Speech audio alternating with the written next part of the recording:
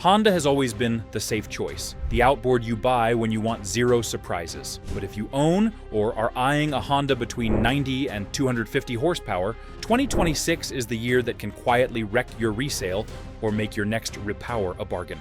New emissions pressure, shrinking margins in the middleweight classes, and buyers demanding real fuel savings mean Honda's slow and steady era is ending. The comfortable four-stroke that was good enough in 2016 starts looking expensive and outdated in 2026. Tonight, we're breaking down exactly how Honda's 90 to 150 middleweights and its offshore V6s are being forced to change, which engines risk becoming the awkward middle children in the used market, and how to avoid bolting the wrong generation to your transom. By the end of this video, you'll know which parts of the lineup still make sense, which ones you should avoid if you care about resale, and why the year 2026 is a turning point you cannot ignore. The safe bet that ran out of time. For most of modern outboard history, Honda has felt like the sensible friend in a room full of show-offs. You did not choose the silver cowling because it was the lightest or the loudest. You chose it because it carried a story of little three-cylinder engines pushing fishing skiffs for decades and modest four-stroke motors running rental pontoons until the upholstery gave up first. That steady image suited a world where the main questions were simple. Will my BF 90, BF 135, or BF 150 start every weekend, survive a careless owner, and tolerate bad fuel, missed oil changes, and the occasional full throttle blast with no warm-up? The trouble is that those questions are no longer the only ones being asked. Fuel prices have crept up, coastal regulations have tightened. Owners who once shrugged at fuel flow now watch real-time gallons per hour on digital displays. Boat builders who used to design around one heavy engine now think about weight in every plank and panel. Honda's comfortable middleweight and offshore four-strokes were engineered for a time when simply being a smooth, understressed four-stroke was a big deal. Today, that is just the starting line. You can already see the strain. Park a clean Honda next to a new arrival of the same horsepower, and the differences are not just cosmetic. The competitor might be lighter, tied deeply into the boat's screens, steering, and joystick systems, and drinking less fuel at cruising speeds. Honda's reputation still carries it, but the gap is no longer invisible. As the year 2026 approaches, that gap cannot be ignored inside Honda's engineering meetings or on dealer balance sheets. Owners who once felt clever for choosing the quiet, conservative option are starting to sense this shift. They have engines that still run perfectly, yet every trip past a fuel dock or electronics display reminds them that the definition of a modern outboard has moved. That uncomfortable tension between proven hardware and a changing world is exactly what makes the year 2026 lineup feel less like a normal update and more like a verdict. The hidden deadline.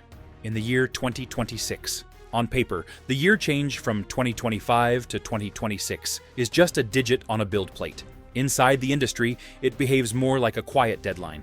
New emissions standards and efficiency expectations do not arrive overnight, but they tend to crystallize around certain model years. 2026 is one of those lines in the sand, the point where regulators stop being patient, lenders start pricing risk differently, and buyers begin to ask, very directly, whether a BF 90 or BF 250 built for an older rulebook is still worth full price.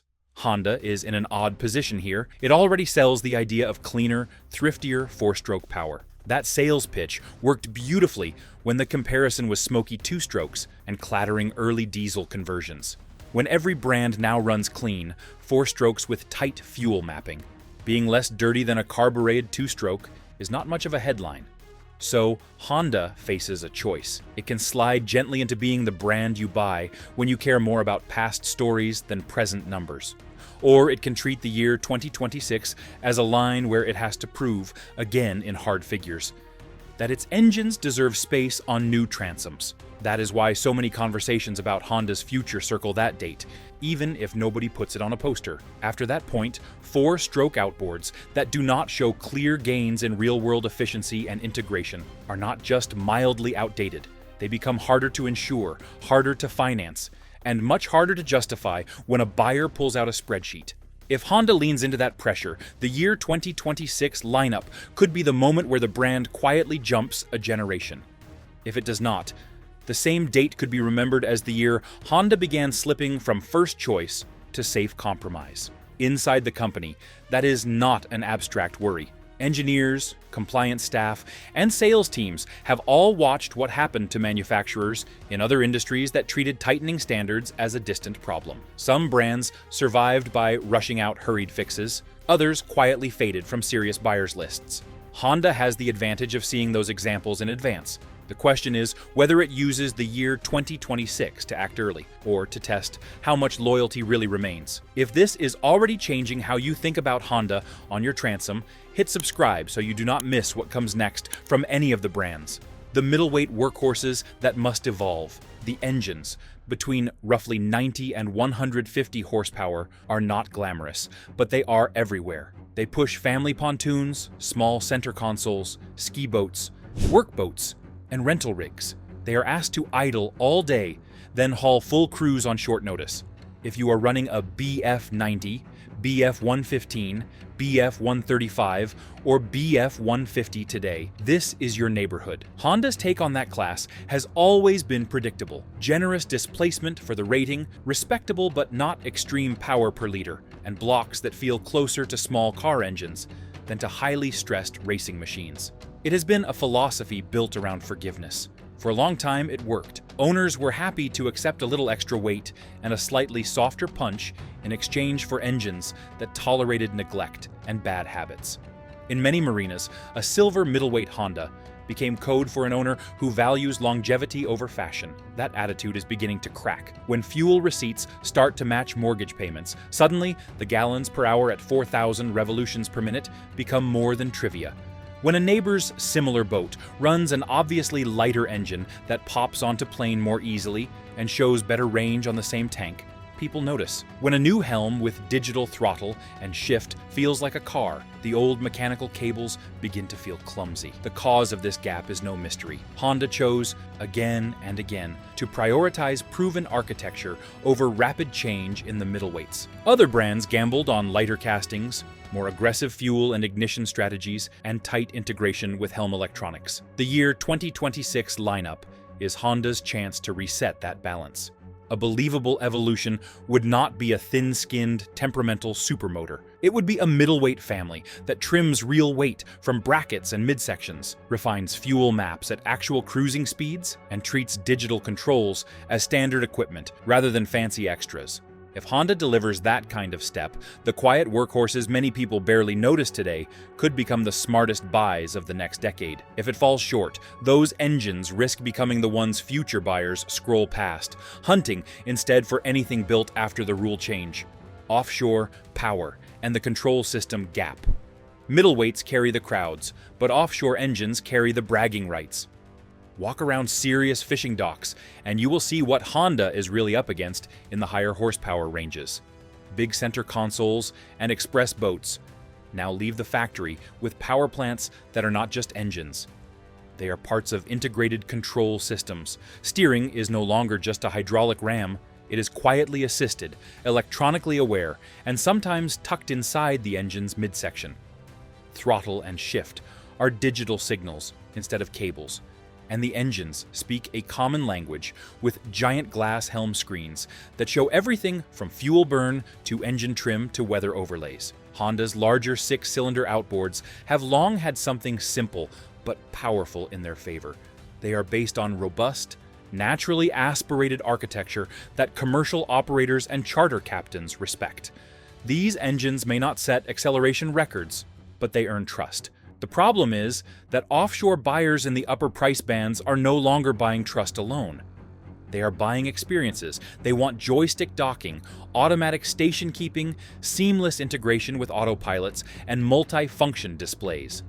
They want the boat and the engines to feel as if they were conceived as a single system. Here, Honda has been conservative. Its mechanical integrity is rarely questioned, but its control systems and factory integration options have not always matched the pace set by the loudest competitors. In the context of the year 2026 lineup, that conservatism can either look wise or tired. if Honda uses this moment to roll out genuinely integrated steering solutions, clean digital control packages, and straightforward networking to the major helm electronics, it can leverage its reputation for mechanical durability while erasing a major reason some buyers look elsewhere. If it hesitates, those same rock-solid offshore Hondas risk ending up in a narrow niche, beloved by traditionalists and commercial users, but rarely chosen for new high-end recreational boats where the helm experience is as important as the engine block. Dealers, debt, and the new Honda gamble. Outboards do not just challenge engineering teams. They challenge accountants. Every engine that appears on a showroom rack is financed from somewhere.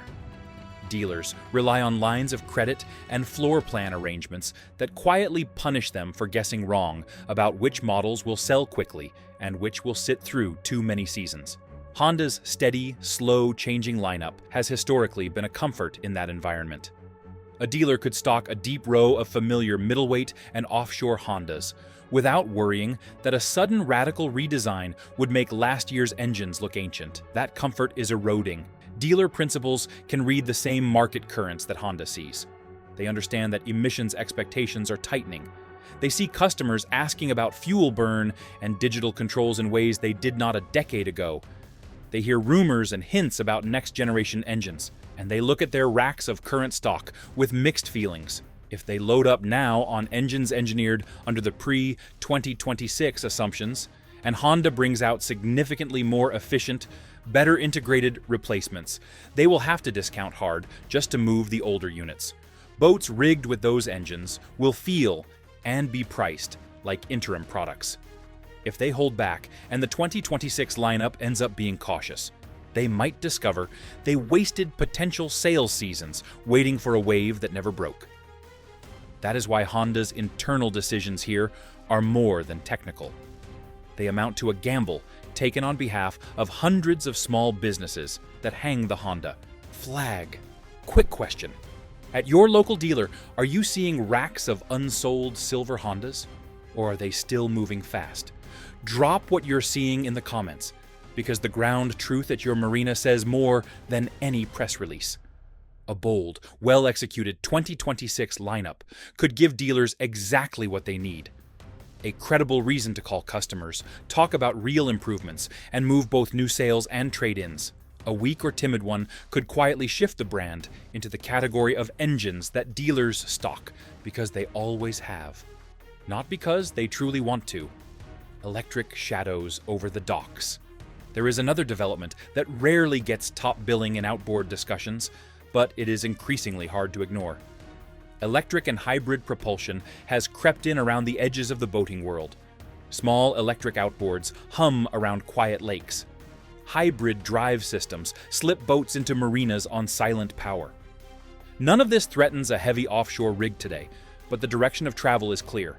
Honda is unusually well prepared for that conversation, at least on paper. It has decades of experience building hybrid cars, developing battery management systems, and integrating electric motors with combustion engines.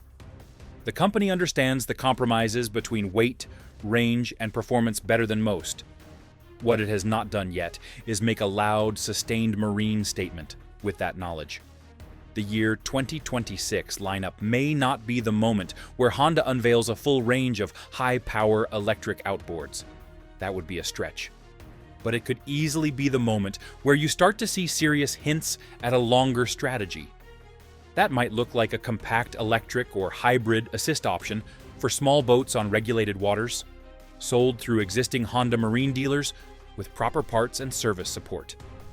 It might take the form of combustion outboards designed from the outset to pair neatly with electric auxiliary drives or energy recovery systems. If Honda uses its 2026 refresh to sketch that future, even in small strokes, it will be signaling that it expects to be part of the next chapter of propulsion, not just the last clean four-stroke era. If it stays silent, other brands and startups will continue nibbling away at the quiet corners of the market. A decade from now, that could matter more than it seems today. For ordinary boaters, the signs will not be hidden in technical papers.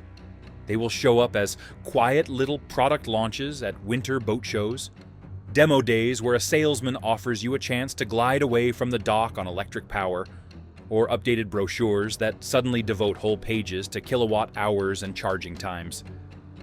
If Honda's 2026 range contains even the first hints of that language, it will be telling you how seriously it takes the long game. One boat, two futures. Sometimes the easiest way to understand a turning point is to picture a single hull. Imagine a 4-foot center console that a family bought early in the decade with a pair of comfortable middleweight Hondas on the bracket. Those engines have been utterly uneventful. They have idled through long, trolling days, pushed the boat across choppy bays, and never once refused to start on a cold morning. Years later, the same family wanders through the dealership again and sees a similar boat on a trailer. This one wears the brand's post 2026 engines. The horsepower ratings look familiar, at least when you read the brochures. The displacement figures are in the same neighborhood. To a casual glance, nothing revolutionary has happened. Then the salesperson turns on the batteries, and the differences become harder to ignore. The helm wakes up with a unified display where engine data, navigation, and fuel information live in the same elegantly organized space. The throttles move with the light, precise feel of digital signals rather than stiff cables. Steering effort is low and consistent thanks to built-in assist. At their typical cruising speed, the fuel use number is noticeably lower than the family remembers seeing on long runs. None of this is science fiction. It is exactly the sort of refinement Honda has delivered before in cars and motorcycles, when forced to respond to new rules and competition. For the owners of the older boat, the realization is subtle but uncomfortable. Their engines have not done anything wrong, but the market around them has moved. When the time comes to sell, buyers who have used the newer hardware will quietly favor boats equipped with the latest generation.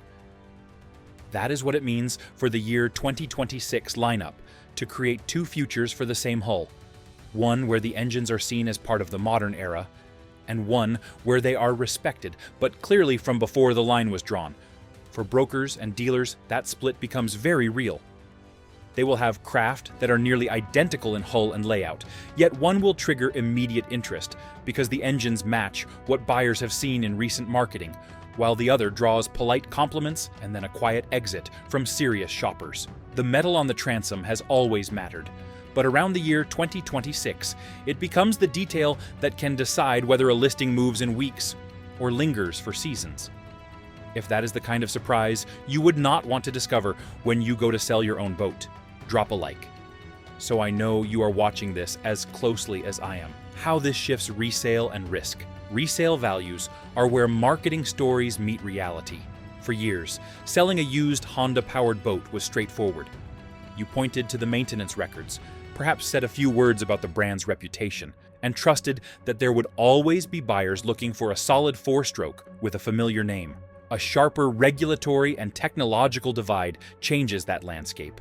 Over the next decade, it is easy to imagine three rough groups of Honda outboards taking shape in the used market. At one end sit the older, pre-tightening engines that were designed when emissions margins were generous and helm integration was basic. These will remain attractive to certain buyers who value simplicity and low initial cost, but they will be harder to finance at top dollar and may be unwelcome in the strictest regions. In the middle lie the engines built just before the year 2026 pivot, today's BF 90 to BF 250 range. Mechanically excellent, often with modest updates, but lacking the deeper integration and efficiency that the newer rules and buyer expectations demand. These motors risk becoming the awkward middle children, too new to be truly cheap, too old to be what serious buyers actually want. That is where owners get punished on resale. At the far end are the engines that Honda designs specifically with the post-2026 reality in mind. Those motors, if they combine the brand's durability with real gains in control systems and fuel use, are likely to become the default good Honda in buyer conversations. For an owner today, the risk is landing squarely in that middle band without realizing it. You might assume that buying any recent Honda guarantees a certain resale path, only to discover that values diverge sharply between pre- and post-change families. All of this is speculation, grounded in patterns we have seen before, whenever emissions rules and electronic standards shifted. But it is the kind of speculation that matters if you care about how much money escapes from your pocket the day you eventually list your boat for sale. The playbook for owners, from the year 2025 through the year 2030. So what does a practical plan look like for someone trying to navigate this turning point? If you are running an older Honda that predates the current era of tight emissions focus and sophisticated helm electronics, the answer is relatively clear. Those engines have already proved their worth. Squeezing a few more seasons out of them may make sense, but major repair bills should be weighed carefully against the benefits of stepping into a new generation designed for the coming rules. If you own a more recent mid-decade Honda, the calculus is more delicate. On one hand, you already enjoy much of what made the brand attractive in the first place. On the other, you stand close enough to the year 2026 change that it may influence how buyers view your engines by the time you are ready to sell. In that situation, think in terms of timelines rather than a single season. If you expect to keep the boat deep into the next decade, aligning a repower with the availability of truly post-change, Hondas could give you both better day-to-day running and a healthier resale story. If you plan to exit sooner, it may be wiser to enjoy the engines you have and let the next owner decide when to cross that line. For those shopping new in the year 2025 and beyond, the advice is simple but demanding. Look past the horsepower numbers and brand badges. Pay attention to how naturally the engine talks to the helm, how gracefully it fits into the boat's electrical and steering systems, and what kind of fuel performance it offers at your real cruising speeds. The details of Honda's year 2026 lineup are still being shaped in boardrooms and test cells, not on message boards.